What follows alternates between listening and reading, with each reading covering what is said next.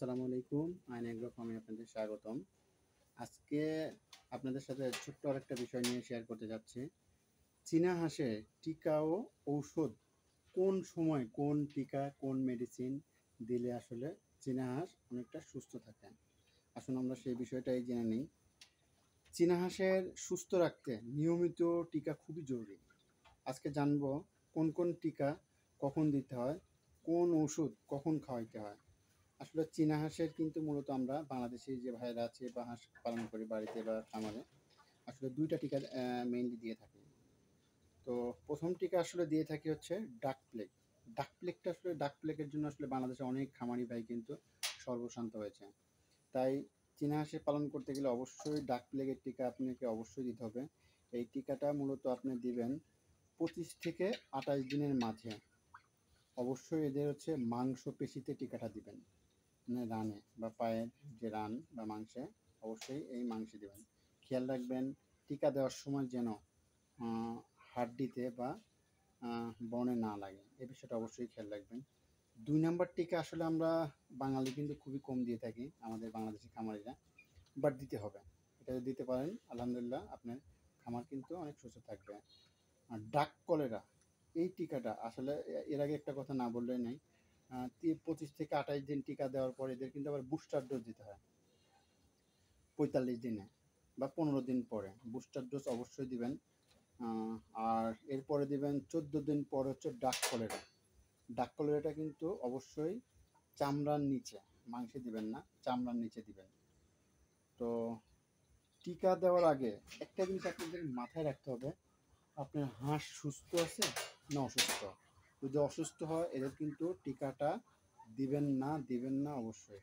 আগে সুস্থ করবেন, তারপরে কিন্তু এদের টিকাটা দিবেন। আসলে কিছু ক্ষেত্রে আমরা নিয়মিতভাবে ওষুধ এদেরকে আমরা যদি দিয়ে থাকি হাঁস কিন্তু সুস্থ থাকবে। তো এই বিষয়টাই আসলে আপনাদের সাথে শেয়ার করতে যাচ্ছি। এদেরকে নিয়মিত ভিটামিন সপ্তাহে ২ দিন কিন্তু ভিটামিন খাওয়াবেন, সেই ক্ষেত্রে মিনারেল সিরাপও দিতে পারেন। আর গরমের সময় প্রতিদিন ইলেকট্রোলাইট পাউডার, গরমের সিজনে যেহেতু এই সময় আসলে অনেক গরম পড়ছে, এদের কিন্তু ইলেকট্রোলাইট পাউডারটা দিবেন। আর এদের কিন্তু মাঝে মাঝে হঠাৎ দুর্বলতা দেখা দিবে বা রোগ দেখা দিলে অবশ্যই এদেরকে অ্যান্টিবায়োটিক, অ্যান্টিবায়োটিকটা আসলে নাম বলে বিভিন্ন কোম্পানি আছে বাংলাদেশে, আমি মূলত রেনামাইসিনটা দিয়ে থাকি বা রেনামক্স 30 এটা দিয়ে থাকি। আর আরেকটা কাজ করে থাকি ২ থেকে ২.৫ মাস পর পর এদেরকে আমি কৃমিনাশক, অবশ্যই এদের কিন্তু অনেক কৃমি হয় তখন, কৃমিনাশক অবশ্যই খাওয়াবেন। আর কৃমির ডোজ যখন করাবেন অবশ্যই এদের খাওয়ানোর আগে ৩ দিন লিভারটনিক, তার খাওয়ানোর পরে ৩ দিন লিভারটনিক। আসলে কৃমিনাশক নিয়ে আমি আসলে একটা ভিডিও করেছিলাম, অবশ্যই ভিডিওটা দেখে নেবেন। ভিডিওগুলো আসলে বেশি বড় করতে চাচ্ছি না। আর একটা জিনিস আপনারা খেয়াল করবেন, হালকা খাবার, হালকা মানে যেদিন ওষুধ হালকা খাবার দিবেন, ওষুধ খাওয়ানোর একটা জিনিস মাথায় রাখবেন, টিকা দেওয়ার, টিকা যেদিন দিবেন সেদিন কিন্তু নরম জাতীয় খাবার দিবেন। সেই সাথে এদের যদি পারেন একটু নাপা সিরাপ, বাচ্চাদের যে নাপা সিরাপটা দেন, তাহলে এদের কিন্তু ব্যথা প্রশমন হবে।